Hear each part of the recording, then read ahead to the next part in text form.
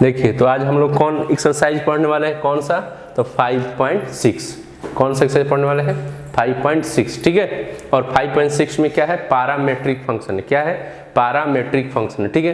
तो देखते हैं पैरामेट्रिक फंक्शन को कैसे बनाते हैं। एक चीज मैं आपसे बोलना चाह रहा कि पैरामेट्रिक फंक्शन के अंदर आपको x जो है अलग नजर आएगा और y जो होगा अलग नजर आएगा, ठीक है।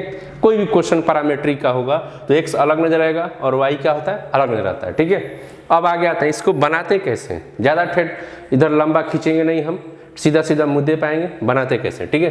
तो यहाँ देखिए सबसे पहले क्या कीजिएगा कि पैरामेट्रिक फंक्शन हो चाहे कोई फंक्शन हो, देखिएगा कि जो फंक्शन दिया गया है, जैसे ये x है तो ये किससे रिलेटेड है, तो यहाँ देखिए t से रिलेटेड है, तो जिससे रिलेटेड होता है उसी को रिस्पेक्ट में लाते हैं, ठीक है। यानी कि यहाँ t है तो इसका अगर डिफरेंशिएशन अगर आप करेंगे तो इसका रिस्पेक्ट क्या होगा, t होगा, यानी dt।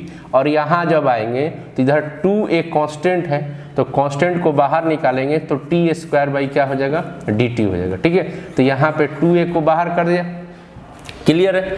अब टी स्क्वायर का डिफरेंशिएशन होगा, तो जैसे एक्स स्क्वायर का डिफरेंशिएशन करते हैं उसी प्रकार से हम लोग टी स्क्वायर का डिफरेंशिएशन करेंगे। तो यहाँ पर एक्स स्क्वायर का कितना होता है, 2x होता है, तो यहाँ भी कितना हो जाएगा, 2t हो जाएगा, ठीक है। और ये देखिए जो फंक्शन है और जो रिस्पेक्ट है दोनों सेम है, इसलिए आगे कुछ होगा नहीं। अब यहाँ पर टोटल काउंट करेंगे तो 4at आएगा, ठीक है। अब आते हैं y के ऊपर, तो y भी किससे रिलेटेड है, t से। जैसे x किससे रिलेटेड था, t से, तो रिस्पेक्ट में क्या दिए, t। और यहाँ y भी किससे रिलेटेड है, t से, तो रिस्पेक्ट में क्या होगी, t। सही समझे आप, तो यहाँ पे t आ जाएगा रिस्पेक्ट में। अब यहाँ पर एक कांस्टेंट है तो बाहर कर देंगे और यहाँ पे टी स्क्वायर बाई क्या हो जाएगा, dt। टी स्क्वायर बाई क्या हो जाएगा, तो t के पावर 4 बाई dt होगा, ठीक है, स्क्वायर नहीं, सॉरी। अब यहाँ पे आते हैं तो x का पावर 4 का कितना होता है, 4x³। उसी प्रकार से t के पावर 4 का क्या होगा, 4t का पावर 3। और ये फंक्शन और रिस्पेक्ट दोनों से में आगे कुछ नहीं होगा, ठीक है। अब इसका कैलकुलेशन करेंगे तो 4at का पावर 3। अब इधर क्या करते हैं, लिख रहे हैं हमको क्या निकालना है, dy बाई dx निकालना है, क्या निकालना है, dy बाई dx। तो यहाँ पर क्या करेंगे, d, इसमें दोनों में क्या है, रिस्पेक्ट में t है, तो यहाँ भी हम लोग t से क्या करेंगे, नोमिनेटर में, और डिनोमिनेटर में क्या करेंगे, डिवाइड कर देंगे। तो यहाँ dy बाई dt बन गया, तो dy बाई dt की वैल्यू कितनी आ गई हम लोग के पास आ गया, यहाँ पर 4at का पावर 3 हो गया। और dx बटा dt कितना बन गया, 4at बन गया, 4at बन गया। तो 4a क्या हो गया, कैंसिल, यहाँ से t और t क्या होगा, कैंसिल। तो यहाँ t का पावर क्या है, 3 है, तो यहाँ पे क्या होगा, टी स्क्वायर। समझ में आ रहा है कि बात, यानी कि dy बाई dx कितना निकल गया, इस फंक्शन का dy बाई dx कितना निकल गया, टी स्क्वायर। समझ में आ गया बात। अब देखिए, अब इस क्वेश्चन के ऊपर आते हैं, इसके ऊपर। अब यहाँ देखिए, जैसे यहाँ पर हमने क्या बोला, ये फंक्शन किससे जुड़ा था, t से। अब यहाँ देखिए x किससे जुड़ा है, थीटा से, एंगल से जुड़ा है, तो रिस्पेक्ट में क्या आएगा, यहाँ पर रिस्पेक्ट में क्या आएगा, डी थीटा, रिस्पेक्ट में क्या आएगा, डी थीटा। और यहाँ पर a, और इधर क्या लिखेंगे, कॉस थीटा बाई क्या लिखेंगे, D theta, cos theta by D theta. और इधर a हो गया, तो कॉस थीटा का क्या हो गया, माइनस साइन थीटा, होता है ना, माइनस साइन थीटा। और ये जो फंक्शन जो है थीटा में है और रिस्पेक्ट भी क्या है, थीटा है, तो आगे कुछ नहीं लिखेंगे, माइनस a, और यहाँ पे क्या हो जाएगा, कॉस थीटा, ठीक है। अब आते हैं y के ऊपर, तो y के ऊपर आएंगे तो यहाँ देखिए ये भी फंक्शन किससे रिलेटेड है, थीटा से ही है, तो यहाँ भी क्या लगाएंगे, डी थीटा। और यहाँ पर b, और इधर क्या होगा, कॉस थीटा बाई कितना हो जाएगा, डी थीटा। और यहाँ देखिए कॉस का क्या होता है, माइनस साइन, डिफरेंशिएशन कितना होता है, माइनस साइन। और यहाँ देखिए फंक्शन किससे, थीटा में है, और ये भी किससे, थीटा में, तो ऐसे ही रह जाएगा, यानी कि माइनस b कॉस थीटा, ठीक है। अब हमको निकालना है कि ये तो हो गया अलग अलग फंक्शन का, हमको निकालना है dy बाई क्या निकालना है, dx निकालना है। तो दोनों फंक्शन किससे रिलेटेड हो गया, थीटा से हो गया, तो यहाँ पर क्या डिवाइड कर देंगे हम, थीटा, यानी डी थीटा से क्या करेंगे, डिवाइड कर देंगे, यहाँ डिवाइड कर देंगे।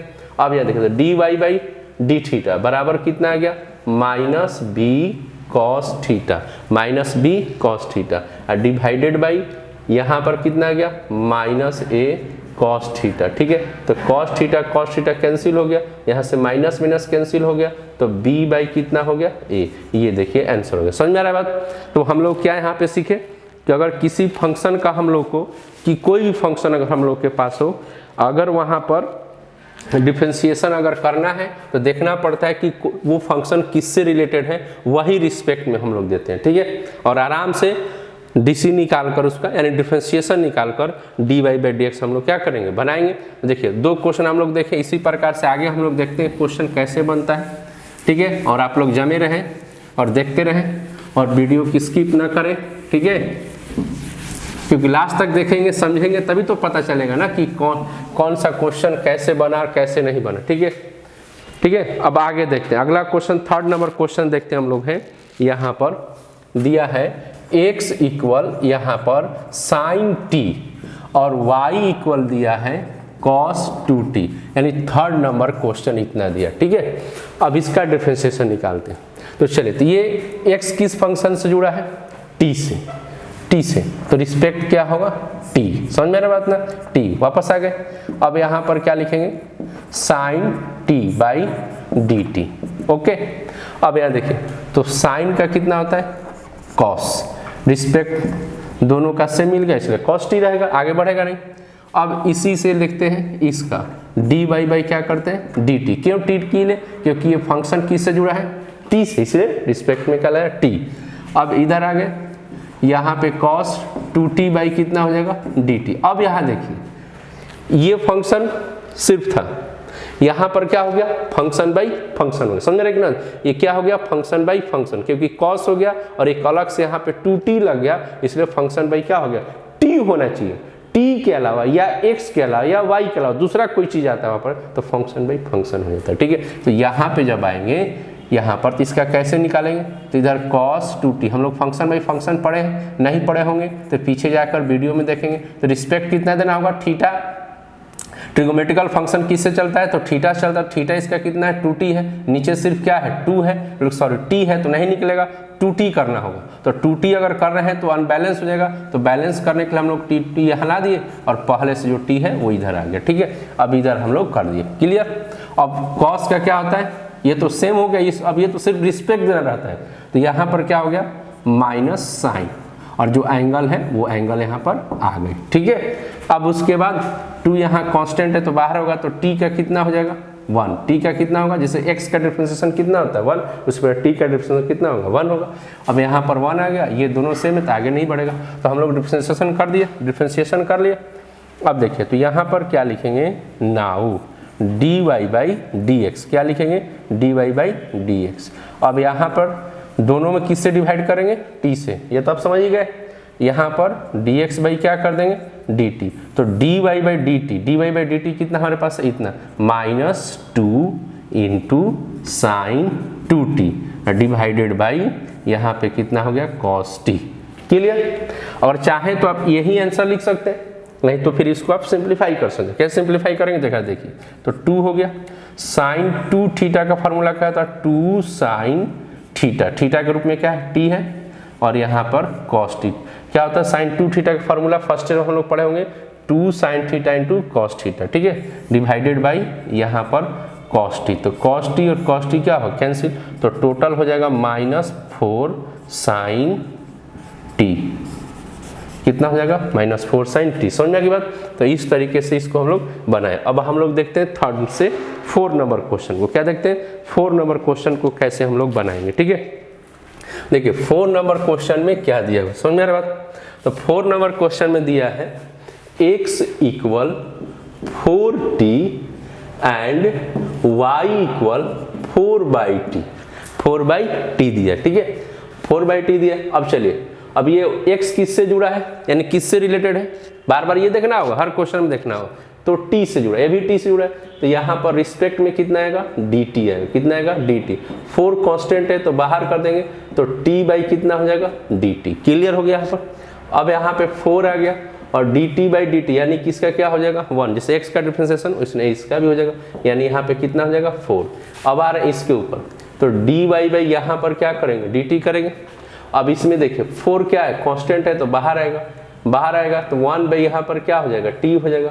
अब यहाँ देखिए तो 1/x का डिफरेंशिएशन कितना होता है, 1/x का डिफरेंशिएशन कितना होता है हम लोग पढ़े होंगे, -1/x²। कितना होता है, -1/x²। तो t है तो इसका कितना होगा, -1/t²। और ये रिस्पेक्ट सेम है इसलिए आगे नहीं बढ़ेगी, समझ आ रहा है कि नहीं बात। और यानी इसको हम टोटल करेंगे तो -4 कितना होगा, t²। ठीक है, अब यहाँ पर क्या करना है हमको, ये तो हो गया कि इसका और इसका अलग निकलेगा। अब हम लोग को dy क्या निकालना है, dx। तो dy/dx निकालेंगे तो यहाँ कितने से डिवाइड करना होगा, dt से, क्योंकि फंक्शन किससे जुड़ा है, t से। तो dt क्या हो जाएगा, यहाँ पर dx क्या करेंगे, dt करेंगे। ठीक है, तो dy/dt की वैल्यू कितना हो गया, -4 कितना हो गया, t²। और इसका कितना हो गया, 4। अब इसको सिंप्लीफाई करेंगे तो 4/t²। और ये जो है रोटेट करेगा तो 1 क्या हो जाएगा, 4। ठीक है, 1 कितना हो जाएगा, 4। तो ये और ये कट जाएगा तो -1 कितना आएगा, t²। ये आपका क्या हो जाएगा, आंसर। समझ में आ रहा है कि नहीं बात, क्या हो जाएगा, आंसर। तो सीखा आपने। तो ये 4 नंबर क्वेश्चन हम लोगों ने देख लिया कि कैसे इसको सॉल्व करते हैं। ठीक है, अब आगे आते हैं 5th नंबर क्वेश्चन पर कि 5वीं नंबर क्वेश्चन को हम लोग कैसे सॉल्व करेंगे। ठीक है, 5वीं नंबर क्वेश्चन कैसे बनता है। ठीक है, टोटल क्वेश्चन को हम लोग बनाएंगे, टेंशन नहीं लेना है, लेकिन आराम से आप इसको वीडियो को पूरा देखेंगे, स्किप नहीं करेंगे। ठीक है, देखिए तो अब आ रहे 5 नंबर क्वेश्चन पर। 5 नंबर क्वेश्चन को पढ़ें। 5 नंबर क्वेश्चन में दिया हुआ है x = cos थीटा। क्या दिया है, x = cos theta minus cos 2 theta. और y दे रखा है, y = sin थीटा। अब माइनस में sin 2 थीटा दिया। ठीक है, माइनस में क्या दिया, sin 2 थीटा। चलिए हम लोग बनाते हैं। और बताइए ये फंक्शन किससे जुड़ा है, थीटा से। सही पकड़े, थीटा से।